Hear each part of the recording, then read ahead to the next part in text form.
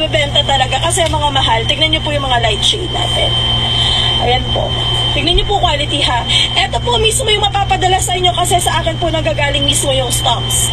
So, ayan po si color skin tone. Mahaba po to. Hindi po siya bitin kahit matangkad kayo mga sis. Kasi nga po yung length niya is 23 inches siya, loves. Ayan po yung ating color skin tone. Kung gusto mo ng nude mahal, sobrang kapal din neto.